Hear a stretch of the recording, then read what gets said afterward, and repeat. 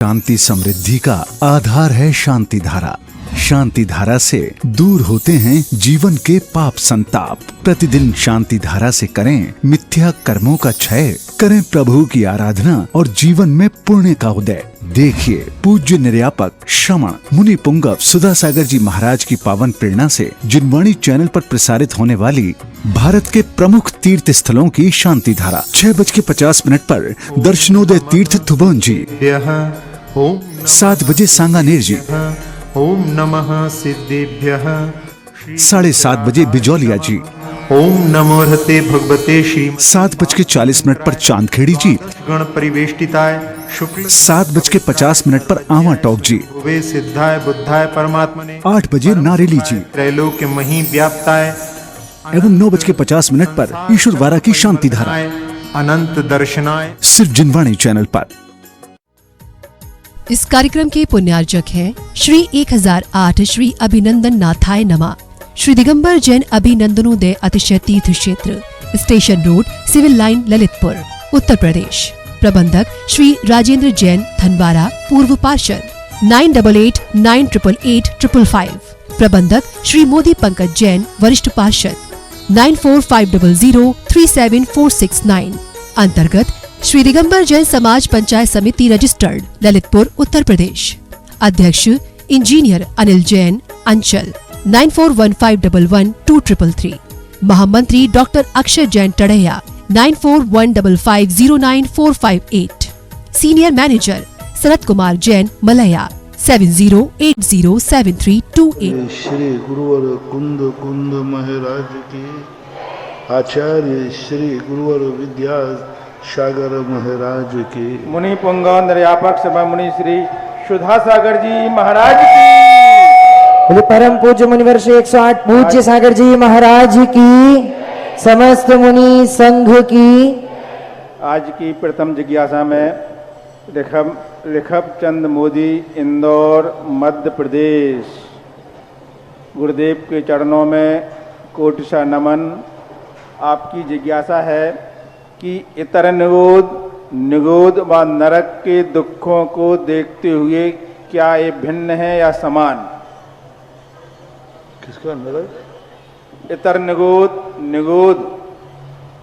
व नरक इन तीनों में क्या अंतर है? इतर और नित्य निगोद में तो सुख दुखों में तो कोई अंतर नहीं है, कर्म के उदय में भी कोई अंतर नहीं है।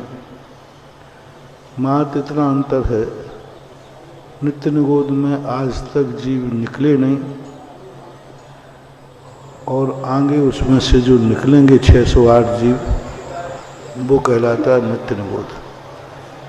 दूसरी परिभाषा पूज्यवर अकलंक स्वामी ने श्री राजवार्तिक में दी कि जो आज तक निकले रही हैं आगे निकलेंगे नहीं, वह नित्य निगोद है।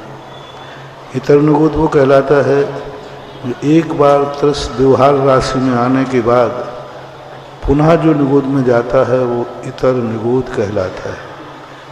नित्य निगोद में जो जीव निकले नहीं, निकलेंगे नहीं, वो 7, 14 राजू, 13 राजू नीचे एक राजू कलंकला नाम की पृथ्वी है, वहाँ पर नित्य निगोदिया रहते हैं, ऐसा पूज्यवर अकलंक स्वामी ने लिखा है। अन्य प्रभायमान आचार्यों ने ऐसा कोई भी अलग से स्थान नहीं दिया। पूरे 3 लोक में ठसाठस निगोदिया जीव भरे हैं। वो इतर निगोदिया हैं या सामान्य निगोदिया हैं, ऐसा अलग से कोई विभाजन नहीं किया गया, ऐसा मानना चाहिए। अर्पता थांदला, गुरुदेव के चरणों में कोटिशा नमन। आपकी जिज्ञासा है संसार भावना और लोक भावना में क्या अंतर है? संसार भावना संसार के स्वरूप का वर्णन है। संसार किस प्रकार का, चतुर्गति दुखों का वर्णन। चतुर्गति में रहने वाले जीवों के सुख दुखों का जो वर्णन होता है उसे संसार भावना कहते हैं।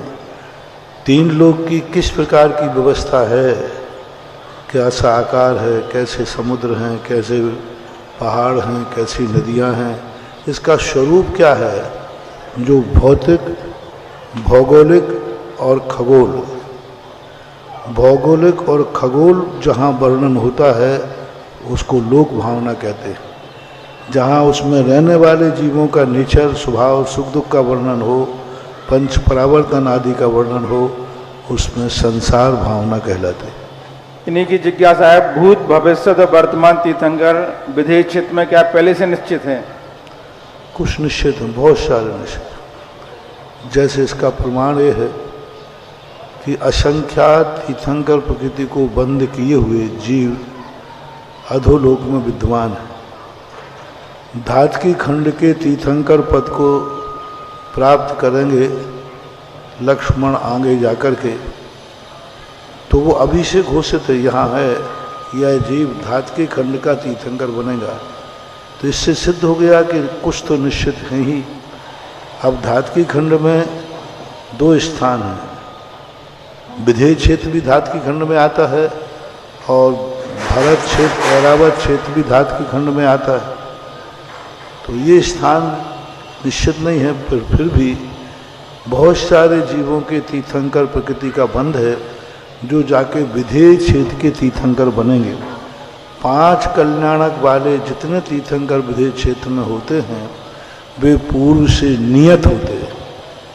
नियत होते हैं तभी 5 कल्याणक होंगे। यदि पूर्व से नियत नहीं है तो उनके 5 कल्याणक नहीं होते। बहुतायत तीर्थंकर 5 कल्याणक वाले ही होते हैं। कुचित कदाचित बहुत कम 2 या 3 वाले बहुत कम होते हैं।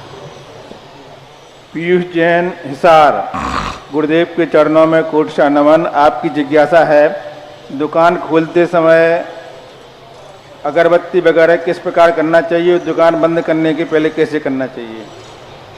ना तो अगरबत्ती लगाना चाहिए ना कुछ करना चाहिए। दुकान खोलते समय अच्छे भाव रखना चाहिए, बंद करते समय अच्छे भाव रखना चाहिए। अगरबत्ती दीपक वगैरह लगाना इसका कोई महत्व नहीं, कोई उसकी उपयोगिता भी नहीं। पीसी जैन महासाब, बड़ी बजरिया, बीना, जिला सागर, गुरुदेव के चरणों में बारंबार नमोस्तु। आपकी जिज्ञासा है, प्रभु भजन एवं प्रभु भक्ति में क्या अंतर है? यदि दोनों में कुछ अंतर है तो इन दोनों को करने की विधि क्या है? भजन और भक्ति दोनों एक दूसरे के सामान्य सूक्ष्मता से अंतर है। बाकी कोई भजन से भक्ति करता है, कोई भक्ति करता है, तो ये कोई विशेष खास अंतर नहीं है। लोक व्यवहार में भजन वो कहलाते हैं जिनमें व्यक्ति बिना अनुष्ठान, बिना संकल्प, बिना कोई विधि के जो गाया जाए वो भजन है। जो एक विधिवत किया जाए, अनुष्ठान पूर्वक किया जाए, संकल्प पूर्वक किया जाए, समाचार पूर्वक किया जाए, कृतिकर्म पूर्वक किया जाए, उसको भक्ति बोलते हैं। भजन में कृतिकर्म नहीं होता, भक्ति में कृतिकर्म होता है।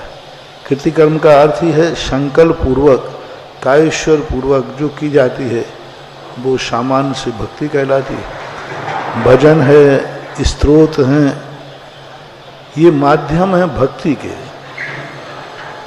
और भक्ति एक अनुष्ठान भी है और इन सब में भी भक्ति निहित है।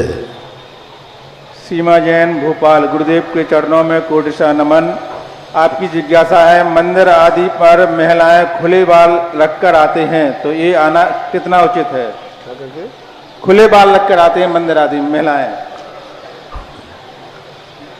पहले खुले बाल अशुभ माने जाते हैं। ज्योतिष शास्त्र में लिखा है खुले बाल यदि कोई महिला मिल जाए तो ज्योतिष शास्त्र के अनुसार अशुभ है।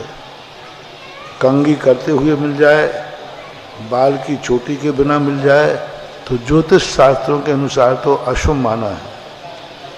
और अब तुम्हारी माया, तुम जानो कैसा क्या आएगा। सुनीता जैन सागर, गुरुदेव के चरणों में कोटिशा बारंबार नमोस्तु। आपकी जिज्ञासा है, घर में किसी व्यक्ति की मरण हो जाए और उसी घर में कोई महिला गर्भवती हो तो क्या वह मरे हुए व्यक्ति को देख सकती है क्या? क्योंकि कई जगह ऐसी मान्यता है कि ऐसे समय में मृत व्यक्ति को देखना अशुभ माना जाता है। ऐसा कोई आगम में उल्लेख नहीं है, ना कोई ऐसा कोई ज्योतिष में उल्लेख है। ना तो ज्योतिष शास्त्रों के अनुसार ना आगम के अनुसार ऐसा कुछ भी नहीं है कि उसको देखने से बच्चे पर कोई दुष्प्रभाव पड़ता हो, ऐसा नहीं।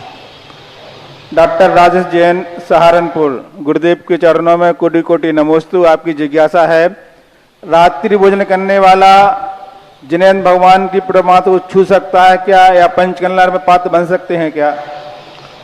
अब इन सब बातों को जितना खुले दोगे उतना फंसोगे, इसलिए तात्कालिक व्यवस्थाएं हैं, उन व्यवस्थाओं पर ध्यान देना चाहिए। राजीव जैन शब्दार्थी अमर पाटन, मेरे आराध्य पूज्य गुरुदेव को कोटि सा नमन। आपकी जिज्ञासा है, समूह शरण में दिव्य ध्वनि सबको समान रूप से मिलती है या पात्र के अनुसार मिलती है? भगवान तो सामान्य रूप से बोलते हैं, लेकिन ग्रहण पात्र के अनुसार होता है। जो सुनना चाहता है वही, कोई महावीर की कथा सुनना चाहता है, कोई ऋषभनाथ की, तो एक को महावीर की कथा सुनाई पड़ेगी, एक को ऋषभनाथ। कोई कहता है मुझे समय सार पढ़ना, निश्चय नय का स्वरूप, कोई कहता है व्यवहार नय का स्वरूप, कोई कहता है मुझे तो कर्म प्रकृति समझना है, घोमट सार, कोई कहता है मुझे रत्नाथ साहब का चार समझना है, कोई त्रिलोय परिणति। जो जो समझना चाहे उसके कानों में वही जाएगा। तो लोग कहें महाराज जी ने आज महावीर की कथा सुनाई भगवान ने, दूसरा गलत, भगवान ने ऋषभदेव की कथा सुनाई। तो तुमने ऋषभदेव की, हाँ मुझे तो ऋषभदेव की सुनी। तुमने, जितने लोग बैठे हैं सबके पात्र के अनुसार उसको ग्रहण होगा, लेकिन भगवान जो बोलते हैं वो अर्थ कर ही बोलते, उसमें सारे अर्थ गर्भित होते हैं। यही तो सबसे अतिशय है कि भगवान सब सामान्य अर्थ कर ही बोलते हैं। भाषा स्वभाव परिणाम गुण ही प्रयोज्या, वो अपने आप वर्णाएं भाषा के रूप में नाना प्रकार, कैसा विचित्र है। जो हिंदी जानता हिंदी में, जो प्राकृत जानता प्राकृत में, जो बुंदेलखंडी जानता उसके बुंदेलखंडी में, जो राजस्थानी जानता उसको राजस्थानी में, जो अंग्रेजी जानता उसको अंग्रेजी में, जो अनार्य है मृगखंडी कोई बैठा है तो उसको अनारी भाषा सुनाई पड़ेगा। त्रियंचों की भाषा, त्रियंच की भाषा, त्रियंच भी सुनते हैं। अब उनकी भाषा उनके रूप में सुनेंगे, उनकी जो इच्छा है उसी रूप में उनके कानों में शब्द पड़ेंगे, ऐसा मानना चाहिए। फिर मुकुट जैन मालधौन, हम सबके आराध्य आगम के साक्षात प्रयाग गुरुदेव के परोपकारी चरणों में कोटि कोटि नमोस्तु। आपकी जिज्ञासा है, मरण के समय अंत्येष्टि के दूसरे दिन ही खारी उठाने लगे हैं, जबकि अग्नि ठंडी भी नहीं हो पाती है। ऐसे में अग्नि कायज जीवों के साथ अग्नि बुझाने में जल कायज जीवों का भी घात होता है। गुरुदेव, अग्नि कायज जीवों की आयु कितनी होती है और खारी उठाना कितने दिन के बाद आगम सम्मत है?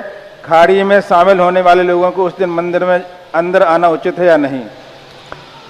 अग्निकायों की जीवों की 3 अथवा 7 दिन 2 उल्लेख मिलते हैं। 3 दिन का भी मिलता है, 7 दिन का भी उल्लेख मिलता है, इनकी उत्कृष्ट आयु। अब रही बात खारी उठाने के संबंध में, जैन आगम में कोई उल्लेख नहीं, कोई चर्चा नहीं है। जलाने के बाद उसका क्या क्रियाकर्म करना चाहिए, कुछ नहीं है हमारे यहाँ, कुछ नहीं है। जल के राख हो गई, माटी का काम माटी में चला गया। ना कोई खारी उठाना है, ना तीये की बैठक का वर्णन है, ना कुछ भी नहीं है। कितने लोग मरे शास्त्रों में, किसी के मरने के बाद अंत्येष्टि के बाद तीसरे दिन क्या किया गया, ऐसा कोई शास्त्र में उल्लेख नहीं है। ये परंपरा लोक परंपराएं हैं, रूढ़ियाँ हैं, जैसी बना लो बन जाती हैं, जैसी मिटाओ मिट जाती हैं। तो अब 3 दिन में हो चाहे 1 दिन में हो, आगम में जब वर्णन ही नहीं है तो कैसे कह सकता हूँ।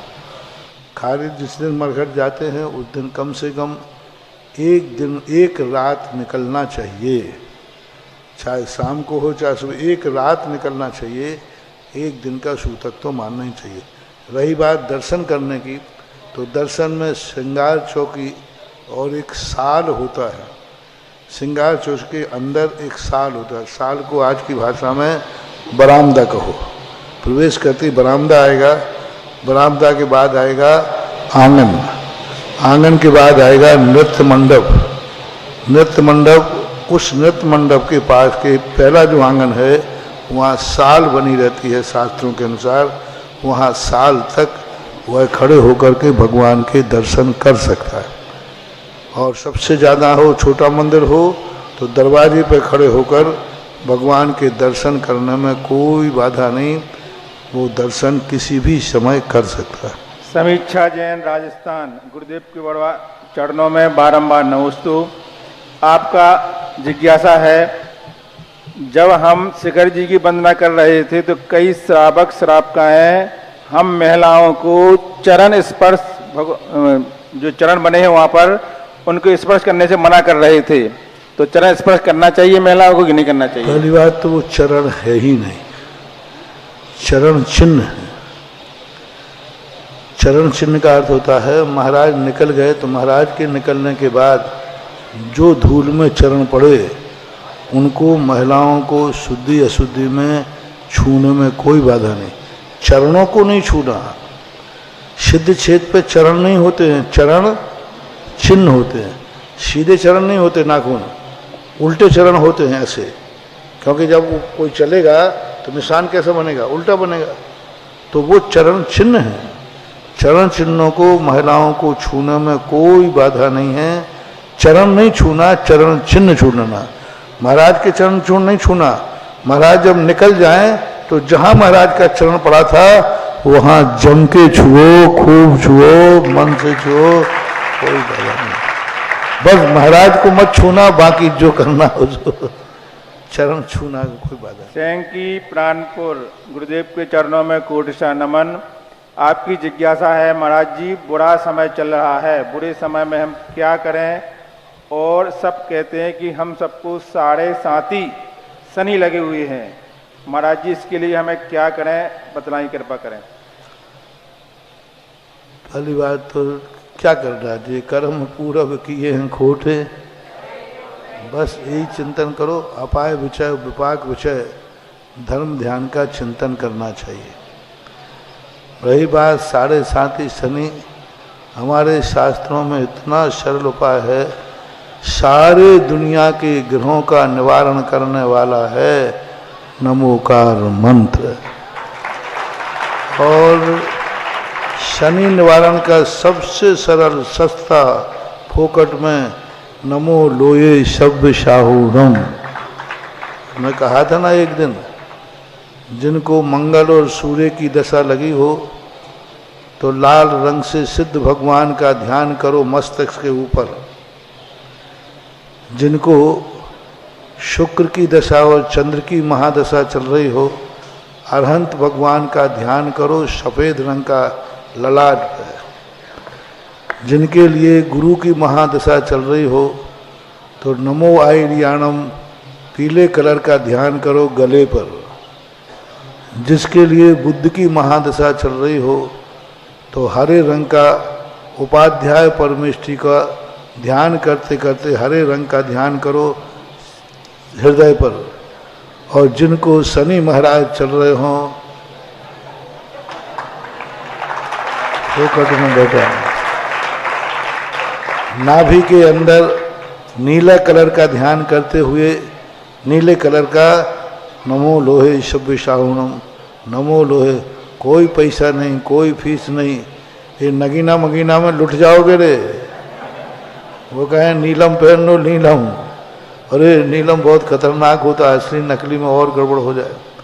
कोई कहते वो घोड़े की नाल पहनो, वो घोड़े को मार डालते लोग। कुछ नहीं, नमो लोहे शब्द शाहूनम, नमो लोहे शब्द शाहूनम, बस इसका जाप करो। सारे जितने शनि फनी हैं सब यहाँ चरणों में लौट जाएंगे। जागृति महेश अहमदाबाद, गुरुदेव के चरणों में बारंबार नमोस्तु। आपकी जिज्ञासा है, क्या हम भक्तामर दीप अनुष्ठान में स्टील का दीपक उपयोग कर सकते हैं और घर में भी स्टील का दीपक जला सकते हैं क्या? लोहे का कोई भी अनुष्ठान में प्रयोग करना, सच्चे देव शायद गुरु को लोहे की कोई वस्तु प्रयोग मत करो। नेता को काला झंडा दिखाना, देव गुरु को स्टील दिखाना बराबर होता है। इसलिए स्टील तो निकालो, बेकार चीज है। लोहा है, मिट्टी के बर्तन अच्छे हैं, तांबा है, कांसा है, पीतल है, सोना है, चांदी है, सबसे सस्ते मिट्टी के हैं। पीतल के बना लो ज़्यादा है, लेकिन लोहे का नहीं, स्टील का प्रयोग नहीं। नीतू जैन, इंदौर, मध्य प्रदेश। महाराज श्री के चरणों में कोटि नमन। आपकी जिज्ञासा है कि इनका बेटा सीए की पढ़ाई कर रहा है, लेकिन घर में बहुत परेशानी है, उनका मन नहीं लग रहा है पढ़ने में। 3 साल से मेहनत कर रहा है, लेकिन थोड़े नंबरों से रह जाता है, निकल नहीं पाता। ऐसे में हम किस प्रकार से धर्म ध्यान करें? देखो, व्यक्तिगत जब प्रश्न आ जाता है, मेरे पास कोई जवाब नहीं है, क्योंकि व्यक्तिगत समस्याओं के समाधान में करने लग जाऊंगा तो बहुत गड़बड़ हो जाएगा। इसलिए हम उन्हीं का जो सामान्य है, सर्वव्यापी हैं, व्यापक हैं, उनका ही वर्णन कर दिया। और मैं सब बता देता हूँ प्रश्नों में, सब क्या करना है। अब वो नोट तुम्हें करना, तुम अलग से पूछोगे, मैं नहीं बता पाऊंगा। मयंक जैन, दमोह। गुरुदेव के चरणों में बारंबार नमोस्तु। आपकी जिज्ञासा है, मंदिर निर्माण में जो देरी करते हैं उनको किस प्रकार का पाप लगता है? बहुत बड़ा मजबूरी देखना पड़ेगी। देरी किस लिए हो रही, किसकी तरफ से हो रही? शिल्पी की तरफ से हो रही, कोई अन्य कारण से हो रही, या स्वयं प्रमाद से हो रही? यदि कमेटी प्रमाद से कर रही है तो बराबर कमेटी को अशुभ बंद हो रहा है। कोई यदि प्रमाद से विघ्न डाल रहा है तो अशुभ कर्म का बंद हो रहा है। कोई इसलिए बिल नहीं पास करता है कि जिससे काम रुक जाएगा, तो उसको महान कर्म का बंद होता है। कई लोगों का शौक होता है, कोई बिल आए अभी पास नहीं करेंगे जब तक उसको 2-4 बार फराएंगे नहीं। कई लोगों की आदत होती है, पैसा है पास करना है, तब तक वो 2-4 बार आगे पीछे नहीं घुमा लेंगे, तब तक बिल पास नहीं करते। ऐसे लोगों को महान अशुभ कर्म का बंद होता है। मात इसलिए कि अभी घूमने दो, देखेंगे कोई जरूरत है, कहाँ जाएगा। पैसा नहीं है वो बात अलग है, कोई कारण है बस, लेकिन यूं अभी जल्दी क्या पास पड़े, 2-4 दिन घूमने दो उसको। ऐसा भाव करके कोई बिल पास नहीं करे, बिलों पे दस्तखत नहीं करे, चेक पास नहीं करे, ऐसे लोगों को ऐसे अशुभ कर्म का बंद होता है कि बेखाने के लाले पड़ जाते हैं उनके यहाँ। भीख मांगने पर भीख भी नहीं मिलती, कहीं से इंतजाम नहीं होता, परेशानी में, क्योंकि उन्होंने दूसरों के बिलों को रोका, चेक पास नहीं किया। काम रुका है तो रुका रहने दो, कई लोग कहते हैं रुका रहने दो, मेरे बिना काम हो ही नहीं सकता, तो इनको बहुत अशुभ कर्म का बंध होता है। अस्माकं पितृतुल्य निर्यापक श्रमण मुनि पुंगव श्री सुधासागर गुरुवः विजयते तराम, विजयते तराम, विजयते तराम। परम पूज्य मुनि श्री पूज्य सागर गुरुवः विजयते तराम, विजयते तराम, विजयते तराम। अज्ञानतिमिरान्धानां ज्ञानाञ्जनशलाकया चक्षुरुन्मीलितं येन तस्मै श्री गुरुवे नमः। अथ श्रवण संस्कृति पुरोधस विद्यासुधा प्रदात्री समय सारविद विद्वन निर्यापक अप्रतिम विद्या कस्तूरी का प्रसारक श्रवण संस्कृति संस्थान महातीर्थ सृजक श्री मुनि पुंगव सुधासागर परम यतीनाम अग्री पद्मयो प्रपंच विस्तृत जिज्ञासा समाधानम इत्याख्यम कार्यक्रमम जिनवाणी सुधा कलश आदिनाथादि भी संचार माध्यमई दृष्टिणां श्रोत्रिणांच समुपस्थित श्रावक श्राविकनांच विद्वत विदुषिणांच सकल दिगंबर जैन समाज ललितपुर वासिनांच पक्षतः मुनिद्वयो चरण कमलयो एक तंत्रेण नमोस्तभः निवेद्यन्ते। हे स्वामी नमोस्तु नमोस्तु नमोस्तु। अथ प्रथम जिज्ञासायार्थम अहम आहूयते विद्वद्भ्राता अनुज्जैनः शास्त्री द्वितीय वर्षम। तदनंतर जिज्ञासाया कृते अहम आवेदयामि वर्षा जैनः। नमोस्तु महाराज जी। जैन आगम ने ज्योतिषी को स्वीकार किया है। ज्योतिषी में नवग्रह का वर्णन है, जिसमें सूर्य चंद्रमा को भी ग्रह बोला, पर कर्णन योग में इनको इंद्र और प्रतींद्र बोला। और कर्णन योग में एक चंद्रमा के परिवार में 88 ग्रह होते हैं, पर ज्योतिष में नवग्रह मानते हैं, तो 88 का कोई प्रभाव नहीं पड़ता क्या? और सूर्य चंद्रमा को इंद्र प्रति इंद्र क्यों नहीं बोला? सूर्य चंद्रमा को इंद्र प्रति इंद्र तो कहा ही है, पर ज्योतिषी में उनको ग्रह की कोटि में रखा। तो ग्रह है, ग्रह का अर्थ बहुत अच्छा है, उसमें रहने वाले का नाम इंद्र प्रतिंद्र है। इस विमान का नाम तो ग्रह ही है, रहने वाले का नाम, जैसे विमान बोलते ना वैमानिक में, उस विमान में सौधर्म रहता है, ये है ग्रही चंद्रमा सूर्य, इसमें रहने वाले का नाम इंद्र है। सूर्य और चंद्रमा का नाम इंद्र नहीं है, सूर्य चंद्रमा का नाम तो ग्रह ही है, उसमें रहने वाले का नाम इंद्र है।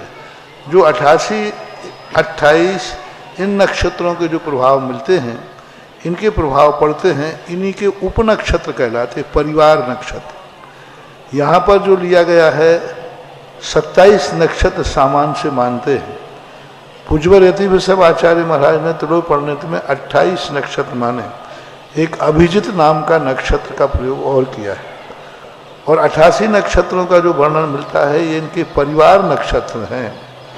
तो परिवार नक्षत्रों को मूल ज्योतिष ने स्वीकार नहीं किया, उनके भी प्रभाव थोड़े बहुत तो रहते हैं, लेकिन मूल का मुख रहता है, ऐसा मानना चाहिए। नमस्ते महाराज जी। सांप्रतिम जिज्ञासा कर्तुं समागच्छति विदुषी भगिनी वर्षा जैनः तदनन्तरं जिज्ञासाया कृते अहम् आहूयामि सम्यक् नवगामः शास्त्री द्वितीय वर्षम। नमोस्तु गुरुवर, मेरी जिज्ञासा है कि जब किसी जीव का गर्भ में ही अकाल मरण हो जाता है तो वह लब्धक पर्याप्तक माना जाएगा या निवृत्ति पर्याप्तक? पर्याप्तक बना, क्योंकि लब्धि पर्याप्तक का काल तो बहुत छोटा है, एक अंतर मुहूर्त में बहुत छोटा, यानी ये चुटकी बजाई, ये काल तो बहुत बड़ा है, इससे कम काल है लब्धि पर्याप्तक का। तो यदि आते ही एक जो संगी पंचेंद्री है उसके अपर्याप्तक का काल माना गया है, एक मुहूर्त में 24 भाव धारण करता है संगी पंचेंद्री गर्भस्थ जीव। तो एक 48 मिनट में 24 भाव बताए तो सामान्य रूप से अपन 48 मानते, 2 मिनट की आयु होती है। तो 2 मिनट की आयु है मनुष्य लब्धि पर्याप्तक की। ऐसी स्थिति में वो 2 मिनट के अंदर मर गया तो अपर्याप्तक मान लो, स्थूल रूप से है, सूक्ष्म रूप से नहीं। और 2 मिनट के बाद यदि वो जिंदा रहता है तो पर्याप्तक होके ही मरता है, ऐसा माना चाहिए। जिज्ञासाया कृते सम्यक् जैनः तदनन्तरं सज्जा भवतु श्रीमती मंजू गोधा गुवाहाटी। गुरुदेव के चरणों में बारंबार नमोस्तु। गुरुदेव, हमारी जिज्ञासा ये है कि सामान्यतः जिन मंदिरों में तीर्थंकर की अरिहंत अवस्था की मूर्ति मिलती है और उसमें भी पार्श्वनाथ भगवान की फण वाली प्रतिमा सामान्यतः हमको उपलब्ध होती है, तो जो फण वाली प्रतिमा है तो मूलतः वो तो उपसर्ग के समय की हुई, और हम जो मंदिरों में पूछते हैं वो अरिहंत अवस्था की, तो अरिहंत अवस्था में उपसर्ग नहीं होते, तो फण कहाँ तक उचित है? शास्त्रों में ऐसा वर्णन आता है कि कोई भी मूर्ति स्थापना की जाती है उसमें ओरिजिनल स्वरूप को नहीं ध्यान रखा जाता, ओरिजिनल स्वरूप बनाया भी नहीं जा सकता, क्योंकि उनकी काया लंबी चौड़ी 500 धनों से किसी कम है, उनका कलर अलग है। तो स्थापना निक्षेप में मूर्ति पर वह चिन्ह उत्कीर्णित किए जा सकते हैं जिनको देखती वैराग्य उत्पन्न हो, तपस्या का भाव। तो पारसनाथ को फन आदि बनाते समय कारण में कार्य का उपचार करो, किसी उपसर्ग निवारण के समय उनको केवल ज्ञान हुआ था, और फन देखते ही उनकी पूरी कथा आ जाती है, जिससे दया भाव उत्पन्न होता है। बाहुबली की बेलें देख करके उनकी महिमा बढ़ती है, उनकी बेलें देखकर उनके प्रति आदर बढ़ता है, उनकी बेलें देखकर उनके प्रति और भक्ति बढ़ती है।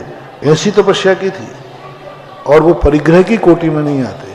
ठीक है, ये मुनि अवस्था में ही हुआ था, केवल ज्ञान के बाद कोई बेल नहीं होती, कोई सर्प नहीं होता, लेकिन उन चीज़ों को प्रतिबिंबित किया जा सकता है जिसमें अरहंत पने में दोष नहीं आए और शिक्षा मिल जाए।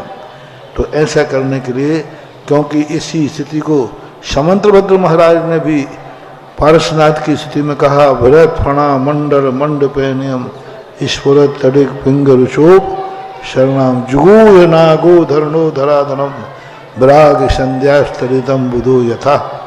ऐसी स्थिति की और बहुत प्राचीन काल से, बहुत हजारों हजारों साल पुरानी मूर्ति भी फन वाली ही मिलती आई हैं।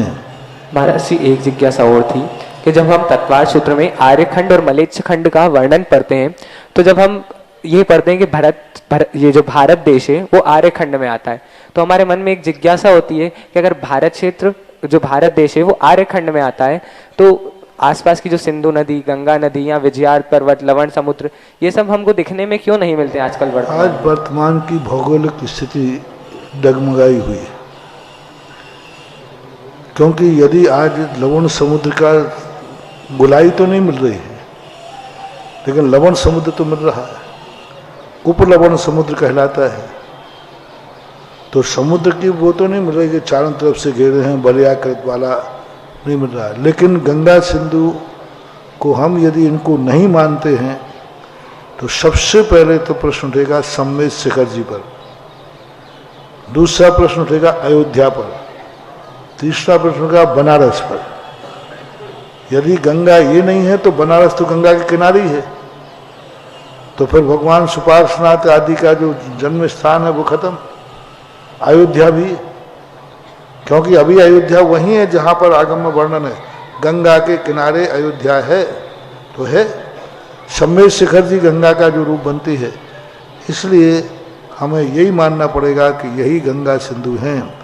अब आगम में जो वर्णित है 14,000 28,000, तो ये अवसर्पणी काल के कारण से वो सारा स्वरूप विलय होता गया हो, सारा सिकुड़ता गया हो, तो ये कुछ हो सकता है, लेकिन मानना तो यही पड़ेगा ये है ऐसा। तो विदेशों को हम मलेच्छ खंड माने, जो विदेश है अमेरिका आदि, अमेरिका, रूस, यूरोप, इनको हम अभी कुछ नहीं कह पा रहे हैं, क्योंकि इनको मलेच्छ खंड कहते हैं। तो मलेच्छ खंड में ना तो धर्म होता है ना अधर्म होता है, ना मिथ्या धर्म होता है ना सदनायतन होते ना उनको मानने वाले होते।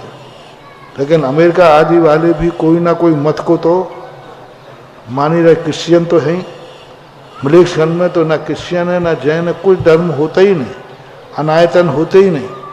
लेकिन आज वर्तमान में जो विश्व है, ऐसा एक भी देश नहीं है जो किसी ना किसी देवता को मानता।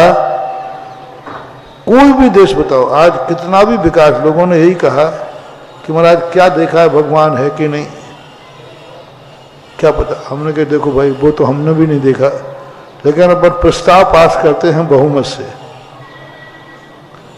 प्रस्ताव बहुमत से पास। विश्व के अंदर ऐसा कौन देश है जो किसी को नहीं मानता है? आप लोगों ने कोई खूब देखते होंगे कहीं ना कहीं, एक नाम बताओ जो किसी को नहीं मानता है? अमेरिका, रूस, चीन, अफ्रीका, मैंने सब पढ़ लिया। कोई ना कोई एक ऐसी चीज शक्ति है जिस शक्ति को वो लोग, नाम कुछ भी हो, तो अब ये किसी ना किसी अदृश्य शक्ति को जो मानते हैं उनको हम मलेच्छ खंड नहीं कह सकते, क्योंकि वहां सदनायतन मलेच्छ खंड में नहीं होता, गृहीत मिथ्यात नहीं होता, अगृहीत मिथ्यात ही मलेच्छ खंड में होता है। तो कुछ ऐसे प्रश्न हैं जिनका जवाब भी नहीं मिल रहा है, और यदि जवाब खोजने जाते हैं तो अनेक प्रश्न और खड़े हो जाएंगे। इसलिए वो एक प्रश्न है उसी को दबा रहने दो, नहीं तो ये प्रश्न उठाते ही हमारी सम्मेद शिखर चली जाएगी। सम्मेद शिखर को बचाओ, हजारों प्रश्न गायब हों तो हो जाने दो। प्रश्नों का जवाब मिले या न मिले, लेकिन सम्मेद शिखर सलामत रहना चाहिए। नमोस्तुते। सम्प्रति जिज्ञासाया कृते श्रीमती मंजू गोदा गुवाहाटी, तदनन्तरं सज्जा भवतु लकी जैनः शास्त्री ततिवर्षम्। परम उपकारी पूज्य गुरुदेव के चरणों में गुवाहाटी रियाबाड़ी समाज की ओर से बारंबार नमोस्तु नमोस्तु नमोस्तु गुरुवर। गुरुवर, हम गुवाहाटी से आपके चरणों में आए हैं और आपने 12 वर्षीय पाठ्यक्रम चलाकर हम गृहिणियों पर जो उपकार किया है उसे हम आपका उपकार भूल नहीं सकते। पहले हम स्वाध्याय से डरते थे, परंतु अब स्वाध्याय करने में बड़ा आनंद आता है। आपके इस उपकार को हम कभी भुला नहीं सकते। आलाप पद्धति, सर्वार्थ सिद्धि ऐसे ग्रंथों का हम स्वाध्याय करेंगे, ऐसा हमने कभी सोचा भी नहीं था। लेकिन आज आलाप पद्धति को पढ़कर बहुत आनंद आ रहा है, बार बार पढ़ने को मन हो रहा है। गुरुवर, आपके द्वारा स्थापित संस्थान से जो भी भैयाजी लोग आते हैं उनके द्वारा श्री दशलक्षण पर्व में बहुत धर्म की प्रभावना होती है।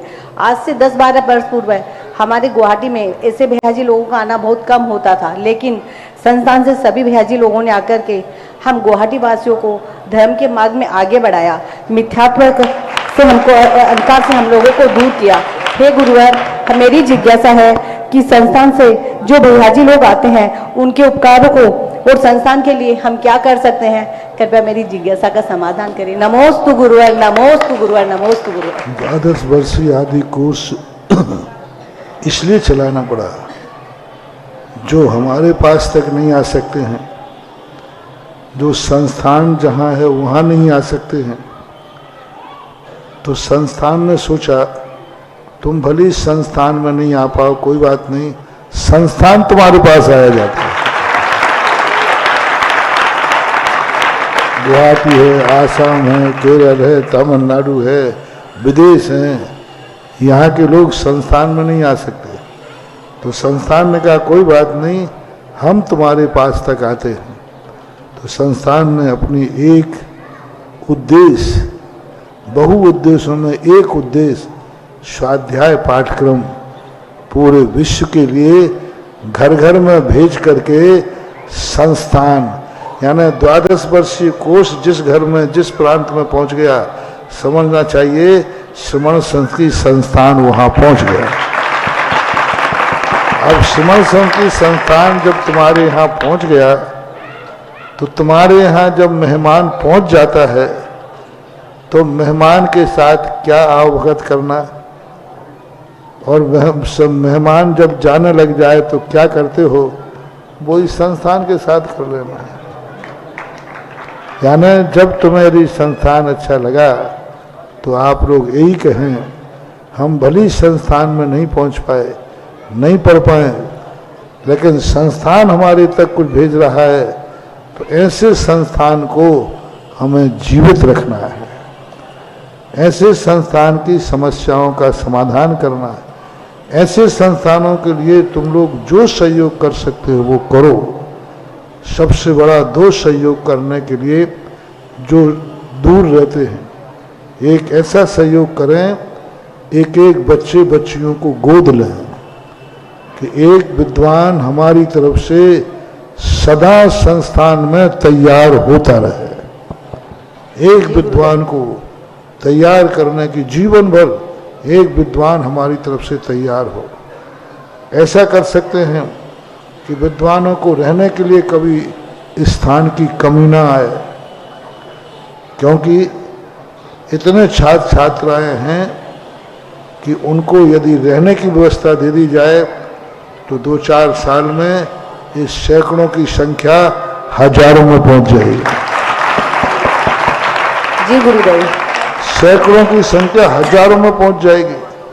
मात्र रहने की व्यवस्था और उनके जो भी व्यवस्थाएं होती हैं वो हों, तो दूर लोगों को, छात्र छात्राओं को गोद लें और उनके रहने के लिए जो छात्रावास हैं उनको इतना बनाएं कि छात्र से ज़्यादा छात्रावास बड़ा हो जाए।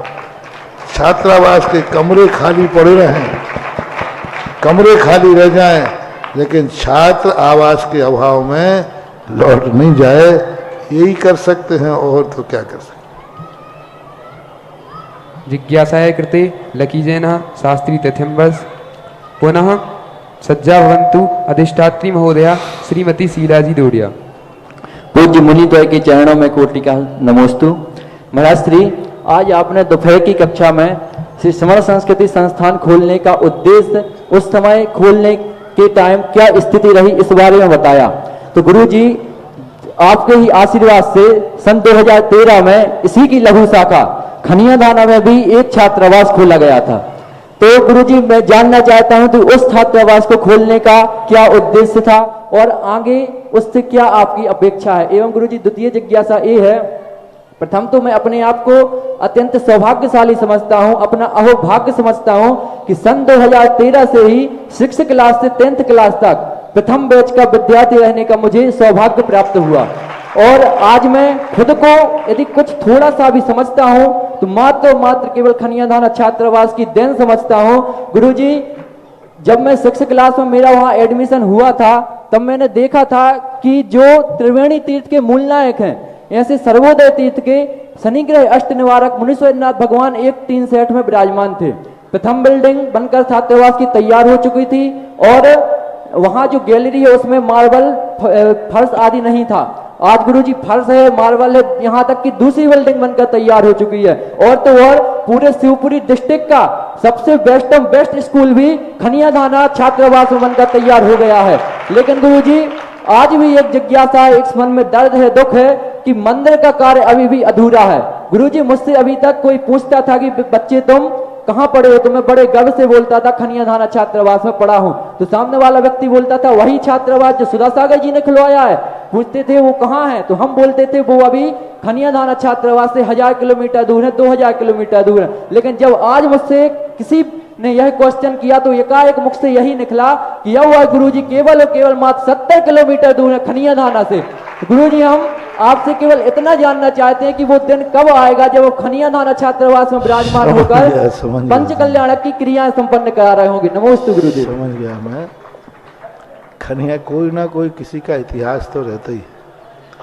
खनियाधाने का इतिहास मात्र एक छोटी सी गौशाला से शुरू किया था। मात्र गौशाला की जमीन के लिए प्रयास किया था, एक ब्रह्मचारी थे और गौशाला बनते बनते फिर जब वहाँ पर जाने की बात आई तो एक लौकिक विद्यालय खोलने की बात आई थी, विद्यासागर गुरुकुलम।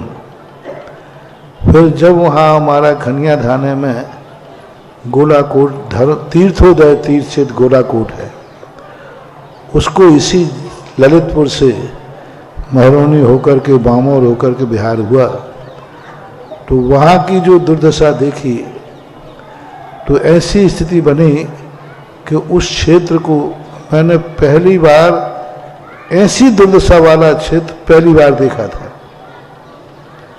जैसी दुर्दशा उस क्षेत्र की थी तो उसकी दुर्दशा को अच्छी दशा में बदलने का भाव मन बनाया। वो बनते बनते बनते वो विद्यालय तीर्थोदय क्षेत्र के गोलाकोट में बनना था, वो सब कुछ वही बनना था। लेकिन वहाँ कुछ ऐसी परिस्थितियाँ थी उस समय कि फिर खनियाधाने में बनाना पड़ा।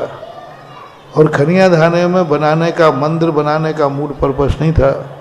बाबू तुम तो खनियाधाने की बात कर रहे हो, जो मूल संस्थान है उसमें भी भगवान मंदिर में गेट के ऊपर रखे हैं। सांगनेर में एक भगवान के नाम का वहां भी अभी मंदिर नहीं है। छात्रावास में भगवान है, भगवान में भगवान अपने मंदिर में नहीं है। भगवान के नाम से बनाया भी नहीं गया, छात्रावास बनाया गया था। अब भगवान जी को लाए तो वहीं विराजमान कर दिया। जब अभी हेडक्वार्टर में ही मंदिर नहीं है तो फिर शाखा में कहां से बन जाएगा। और वहाँ संस्थानों में मंदिर बनाने का मूल पर्पस नहीं है, वो तो मात्र आप लोगों को दर्शन आदि। क्योंकि जितना ज़्यादा विशाल मंदिर बनेगा, तीर्थ बन जाएगा, फिर वह छात्रावास और विद्यालय नहीं रह पाएगा। क्योंकि छात्रावास विद्यालय जाते ही तीर्थ यात्री आते सब फिर डिस्टर्ब हो जाता है। इसलिए मंदिर तो बनने का भाव था। वो जिस कारण से मंदिर रुका है वो कहानी अच्छी नहीं है, इसलिए नहीं सुना रहा। हाँ, बनने का था, निर्णय हो चुका था, शिलान्यास भी हुआ था। अब कुछ परिस्थितियाँ ऐसी हैं जो कहने योग्य नहीं रहती। लगे रहो, कभी ना कभी लहर आएगी। जय हो गुरुदेव। भक्ति कलश की राशि लेकर के पधार रहे हैं श्रीमान जितेंद्र जी, रागिनी जी, जतिन जी, सम्यक जी, समस्त शिवाजी परिवार। भरत जी, इन्होंने संस्थान में भी 11,000 रुपए की राशि अपने परिवार की ओर से प्रदान की है। जिज्ञासा कृते अधिष्ठात्री शीला जी, तदनंतर सज्जा भवन्तु अरमान जैन।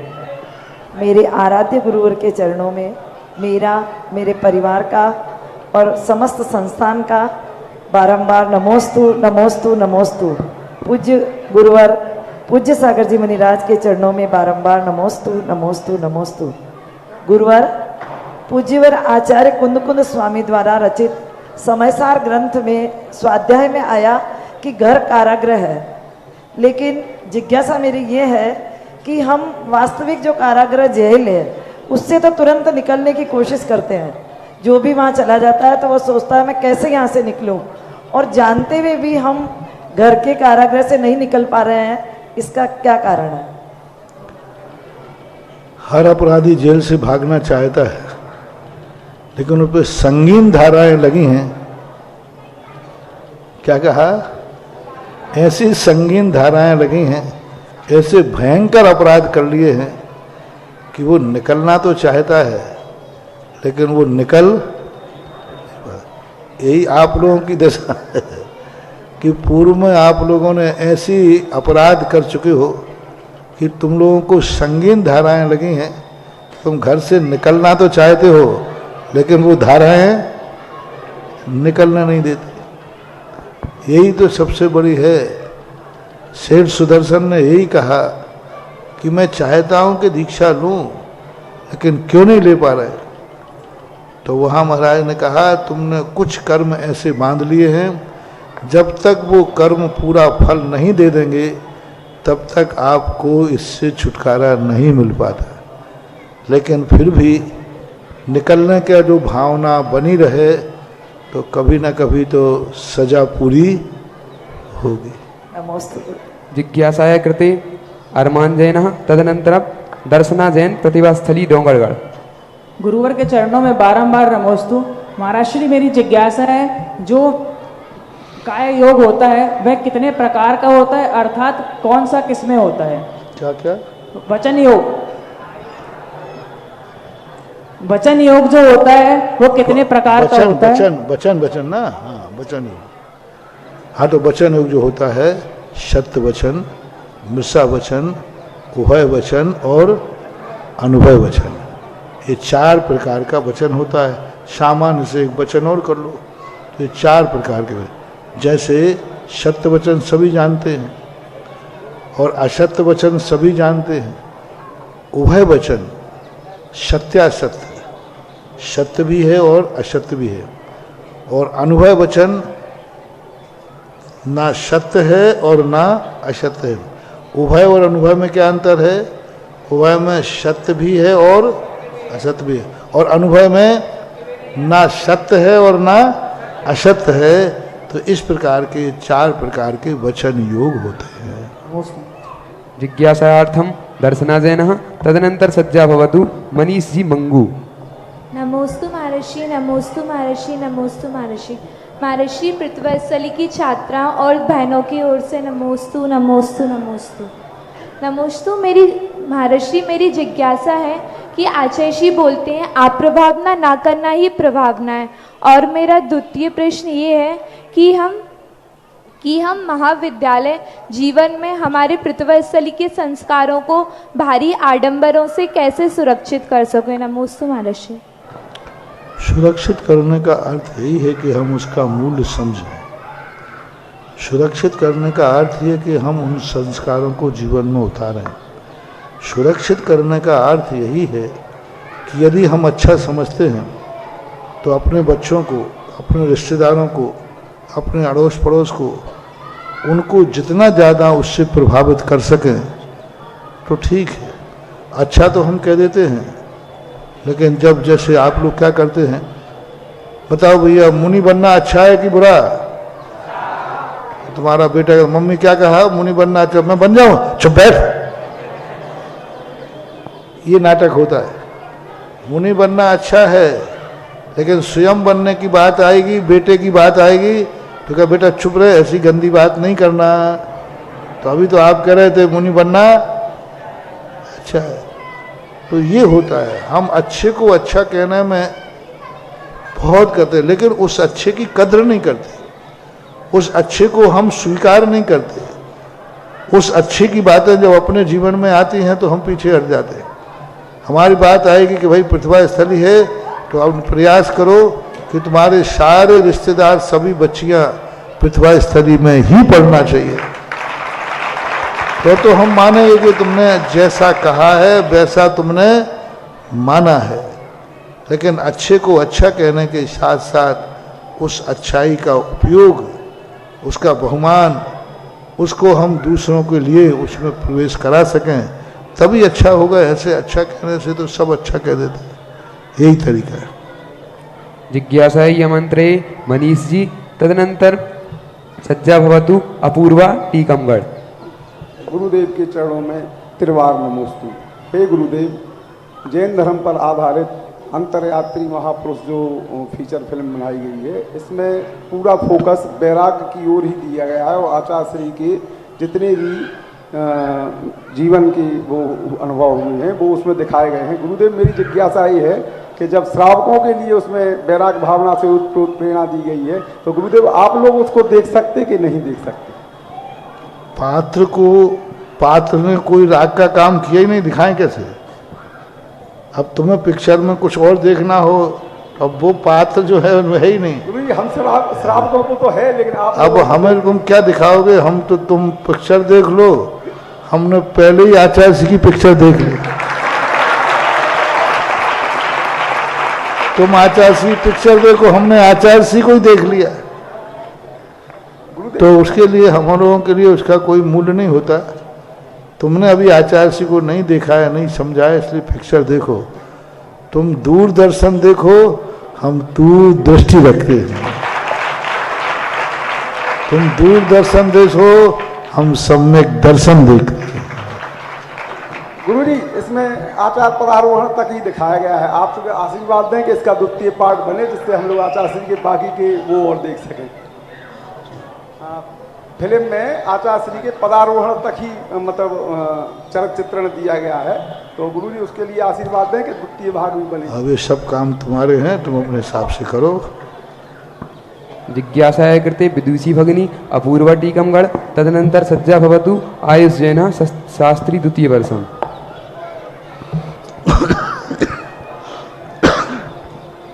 परम पूज्य गुरुदेव के चरणों में बारंबार नमोस्तु नमोस्तु नमोस्तु। गुरुदेव, मेरी जिज्ञासा यह है कि हम बालिकाओं को प्रतिदिन स्वाध्याय करते समय किस प्रकार की शुद्धि का ध्यान रखना चाहिए? स्वाध्याय दो प्रकार से करना चाहिए। कुछ ग्रंथ ऐसे हैं जो स्वयं एक ग्रंथ निरंतर पढ़ते रहना चाहिए। अध्ययन और स्वाध्याय में अंतर है। आप लोग अध्ययन तो कर रहे हैं, स्वाध्याय नहीं कर रहे। अध्ययन करने का अर्थ होता है आपको कोई प्रेरित कर रहा है, आप मजबूर हैं, परीक्षा के लिए पढ़ रहे हैं, आजीविका के लिए पढ़ रहे हैं, छात्रावास में रहना है तो पढ़ना है, छात्रावास में रहना है तो पास होना है, आपके पीछे कोई ना कोई उपाधि लगी है, इसलिए आप पढ़ रहे हैं। लेकिन स्वाध्याय जो किया जाता है वो परीक्षा के लिए नहीं किया जाता, वो छात्रावास में है इसलिए नहीं किया जाता, वो किया जाता है आत्म कल्याण के लिए। और एक ग्रंथ स्वयं अपने आप में, दूसरा पढ़ावे नहीं, स्वयं कोई एक ग्रंथ भली आध घंटे के लिए सही, 15 मिनट के लिए सही, लेकिन संकल्प पूर्वक पढ़ना चाहिए।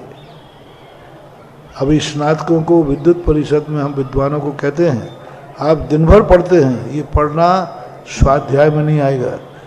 एक ग्रंथ निश्चित स्वयं करो, यह ग्रंथ हम इतने मिनट तक स्वयं पढ़ेंगे, उस ग्रंथ को विस्तारो, उस ग्रंथ को पूरा नहीं होने तक कुछ त्याग करो, उस ग्रंथ को मंगलाचरण पूर्वक पढ़ो, उस ग्रंथ को शुरू करते समय कायस्वर करो, समाप्त करते समय कायेश्वर करो, तब कहीं जाकर के स्वाध्याय कहलाता है। स्वाध्याय के भी 8 अंग हैं, अर्थाचार, शब्दाचार, उभयाचार, विनयाचार, कालाचार, उपधानाचार। कालाचार, काल नियत होना चाहिए, इस काल में हम ये स्वाध्याय करेंगे। तो वो एक ग्रंथ कोई ना कोई आप लोगों को, दोनों को प्रश्न आया है तो दोनों छात्रों को कहना है आप जो भी अध्ययन करते हैं करें, उसमें कोई आपत्ति नहीं है। जो क्लास में पढ़ाया जा रहा है वो तो तुम्हें पढ़ना ही है, क्योंकि जो पढ़ाया जाएगा पढ़ना पड़ेगा, नहीं तो छात्रावास में नहीं पढ़ पाओगे, शास्त्रीय आचार्य नहीं बन पाओगे।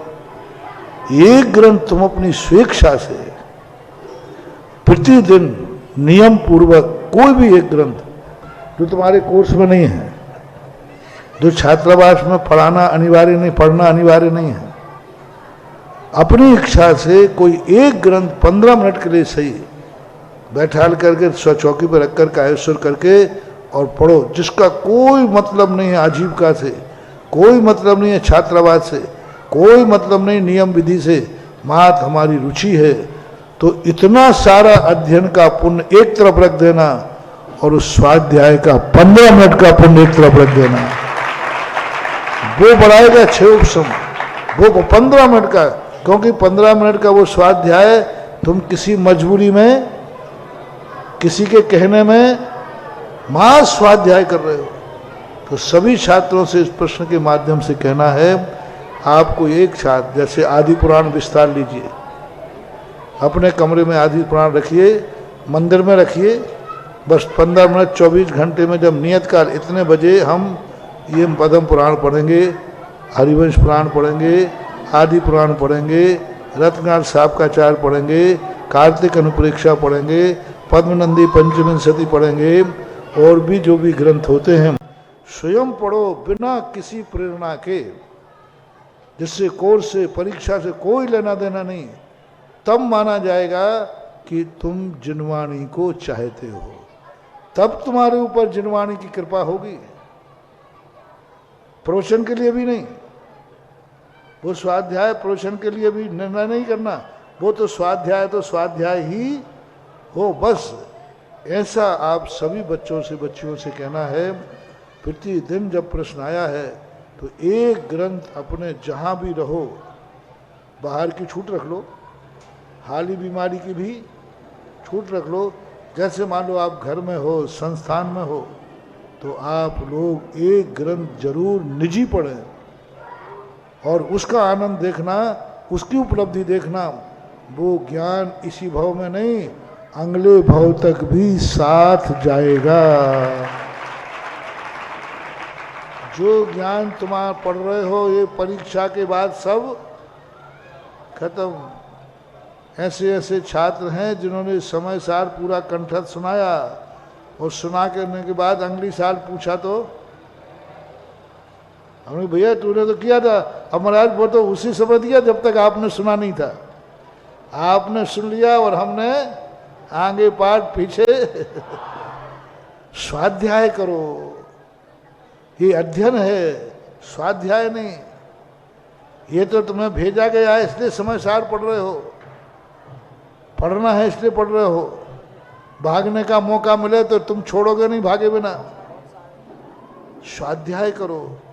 तो सब लोग आज प्रश्न से अपनी अपनी रुचि पूर्वक एक ग्रंथ, मेरी भावना है कि सभी छात्र छात्राएं अपना निजी एक ग्रंथ स्वाध्याय करें।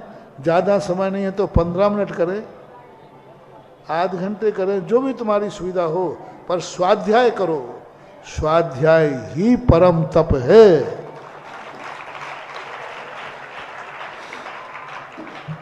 जिज्ञासाय कृते आयुष जैन तदनंतर आहूयते श्रीमती नीलम गुवाहाटी। हे गुरुवर, आपके त्रिभुवन सुंदर लोक पूज्य चरण कमल में बारंबार नमोस्तु नमोस्तु नमोस्तु। महर्षि, मेरी जिज्ञासा यह है कि तत्वार सूत्र में जो असुरो दीरित दोखाश्च प्राक चतुर्थ्या, यह जो सूत्र है इससे यह ग्रहण किया गया है कि जो असुरोकृत दुख होता है नरक में, वह तीसरे नरक तक होता है, अथवा चौथे के पहले पहले होता है। यह इसका मुख्य अर्थ है। अब आचार्य भगवंत ने जो प्राक चतुर्थ्या लिया, इसकी जगह अगर तृतीया तक लेते तो शब्द कम हो जाते। तो इस प्राक चतुर्थ्या का अर्थ अगर ऐसा निकालें कि जो देव हैं वह तीसरे नरक के बाद का जो खाली आकाश का स्थान है और चौथे के पहले की जो जगह है वहां तक भी जा सकते हैं, ऐसा सामर्थ्य है उन देवों में, ऐसा माने कि नहीं माने, ऐसा अर्थ निकलेगा? प्राक चतुर्थ्या का अर्थ है जो पृथ्वी है, क्योंकि पूरी पृथ्वी में नरक नहीं है, नरकों के बिल नहीं है। नीचे का हिस्सा जहाँ से चौथी पृथ्वी का जो नारकी का हिस्सा शुरू हो जाता है वहाँ तक भी उनका ज्ञान होता है, अवध ज्ञान, वहाँ तक भी वो जा सकते हैं, ज्ञान नहीं जा सकते हैं। इसलिए प्राक चतुर्थ्या, ये दो संबंधों में चतुर्थभ्या प्राक चतुर्थभ्या लगता है। एक तो नारकियों में, देवों के, असुर कुमार में, दूसरा जब विग्रह गति में जाता है जी, उस समय 3 समय नहीं कहे, क्या कहा, 4 समय के पहले पहले। तो इनका कोई ना कोई रहस्य है कि कोई ना कोई ऐसा स्थान है जहाँ पर वो और आगे जाते हैं, जावें या ना जावें, लेकिन वो जो तुमने कहा ना खाली स्थान में, उसमें भी उनका प्रवेश संभावना है। क्योंकि उनका जब बताते हैं सिद्धांत कृत में, आपने सर्वार्थ सिद्धि में 8वें सूत्र में पढ़ा होगा कि देवों का गमन 8/14 अधिकतम, 8/14 जो स्पर्श घटाया है वो 8/14 जहाँ तक बनता है, तीसरी पृथ्वी के नारकी जहाँ रहते हैं उससे नीचे भाग तक 8/14 स्थान आता है। तो 8/14 स्थान तीसरी पृथ्वी के भाग को नीचे भी आता है। इस अपेक्षा से शायद प्राक चतुर्थभ्या कहा हो। अंतिम जिज्ञासा कृते श्रीमती नीलम जी गुवाहाटी।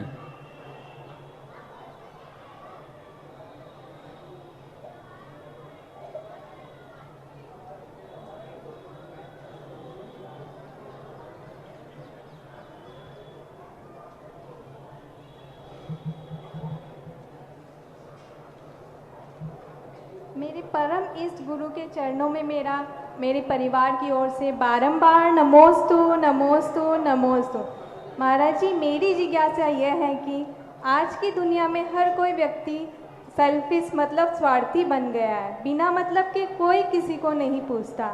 ऐसे में हमें किन लोगों से दूरी बनाकर रखना चाहिए जिससे हमारा गृहस्थ जीवन सुख और शांति से व्यतीत हो सके? सारी दुनिया में पूरी दुनिया स्वार्थी हो गई तो उसमें स्वयं भी तो हैं। जब स्वयं भी हैं तो फिर स्वयं जब शामिल हैं तो फिर हमें कुछ कहने का अधिकार ही नहीं। अब स्वयं को यदि हम उससे ऊपर उठा लें तो कह सकते हैं कि दुनिया को इस प्रकार से होना चाहिए। स्वार्थ की एक सीमा होती है। जैनाचार्यों ने इस बात को स्वीकार किया है।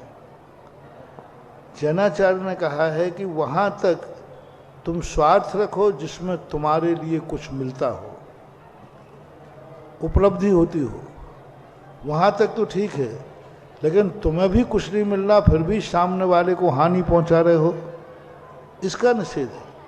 हमारे यहाँ विरोधी हिंसा का अर्थ ही है स्वार्थ। अपने स्वार्थ के लिए, अपने बचाने के लिए किसी को हानि पहुंचाना पड़े तो गृहस्थ के लिए छूट है, लेकिन स्वयं को कोई लाभ नहीं है और सामने को हानि पहुंचाए, इतना भी यदि बचा लेता है तो गृहस्थ जीवन सफल हो जाता है। क्योंकि गृहस्थ जीवन अपना लाभ ना देखेगा, अपने लाभ की तरफ दृष्टि ना हो, ऐसा गृहस्थ हो ही नहीं सकता। गृहस्थ है तो सबसे किसी भी कार्य करते समय वो पहले देखेगा मुझे क्या लाभ है, मुझे क्या लाभ है। यह भाव आए बिना गृहस्थ का रह नहीं सकता। इसलिए जैनाचार्य ने कहा यहाँ तक तुम्हें माफ है, लेकिन जिसमें तुम्हें कोई लाभ नहीं है ऐसा कोई भाव दूसरे को हानि नहीं पहुँचाना, यही को संकल्पी बोलते हैं। संकल्पी पाप, तुम्हें कुछ मिलना नहीं है, दूसरे का सब नाश हो जाएगा। ऐसा जो बाग लगाया है तुमने वीरान नहीं होने देंगे, जो महल सजाया है तुमने शमशान नहीं होने देंगे। और जीवन में कितनी भी परेशानियां आ जाएं, जीवन में कितनी भी परेशानियां आ जाएं, हम अपने गुरुवर का नाम बदनाम नहीं होने देंगे, हम अपने गुरुवर का नाम बदनाम नहीं होने देंगे। बोलो श्रवण संस्कृति संस्थान उन्नायक मुनि पूज्य श्री सुधा सागर महाराज की जय। पूज्य सागर जी महाराज की जय। आज का जिज्ञासा समाधान कार्यक्रम यहीं पर संपन्न होता है।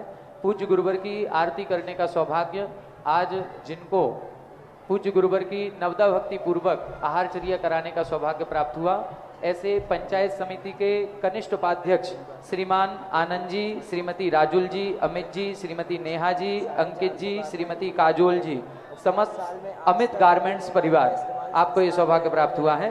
करतल ध्वनि से आपके इन भावों की अनुमोदना करेंगे। आगे आएंगे संपूर्ण परिवार के सदस्य। किताब लिखवा दे तो किताब लिख दे।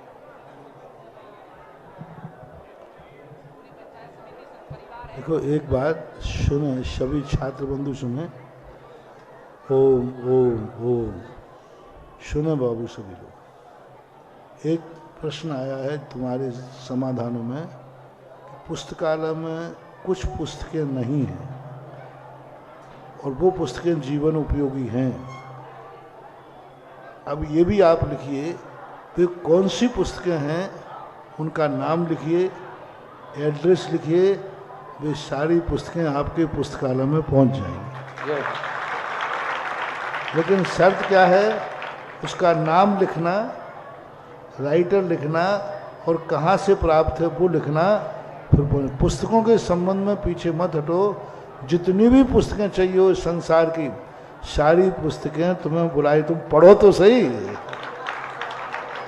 लेकिन अब उन पुस्तकों का नाम मुझे पता नहीं है, कौन सी पुस्तकें हैं ऐसी जो तुम्हारे जीवन की उपयोगी हैं और छात्रावास में रहना चाहिए।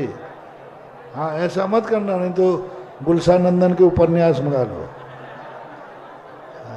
महाराज श्री, इन किताबों के लिए जो लाइब्रेरी में आएंगी उनके लिए हमारी परम विदुषी श्रीमती निर्मला जी सांघी, आपने 11,000 रुपए की घोषणा की है। नहीं अभी नहीं, अभी करेंगे। किताबों के नाम आने दो। ये शास्त्र नहीं, मैं समझ गया शास्त्र नहीं होंगे, क्योंकि इतनी उम्मीद हम नहीं कर सकते कि जीवन उपयोगी तुमने किताब लिखी है। मैं समझ गया कि जीवन उपयोगी समय सार तो नहीं होगा तुम्हें।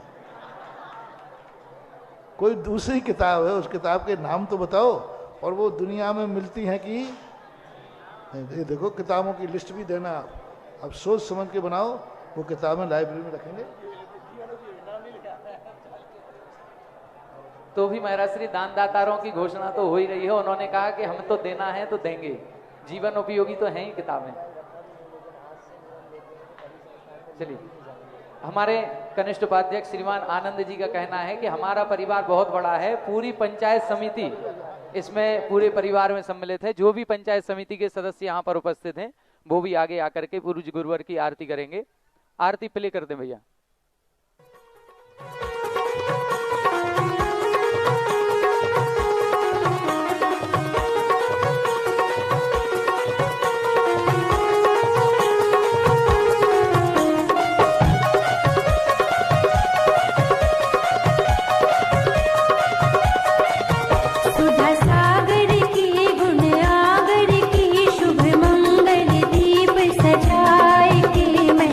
आज उतार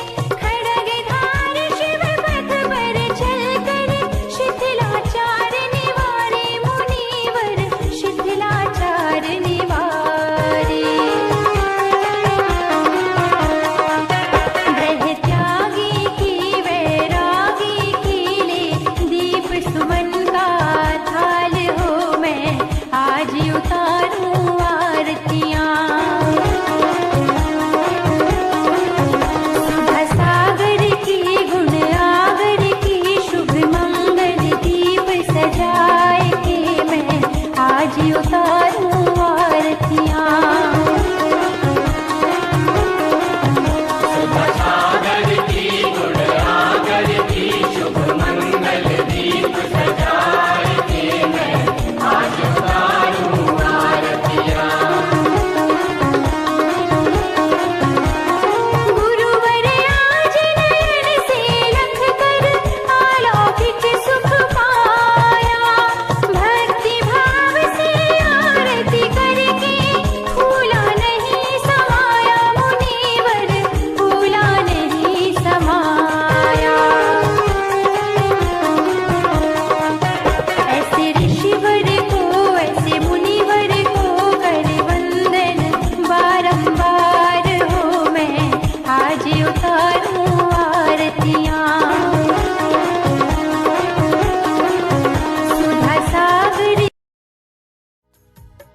इस कार्यक्रम के पुण्यार्चक थे श्री 1008 श्री अभिनंदन नाथाय नमा, Shri Digambar Jain अभिनंदनोदय Atishay Tirth Kshetra, station road, civil line, Lalitpur, Uttar Pradesh. प्रबंधक श्री राजेंद्र जैन धनवारा, पूर्व पार्षद, 9889888555।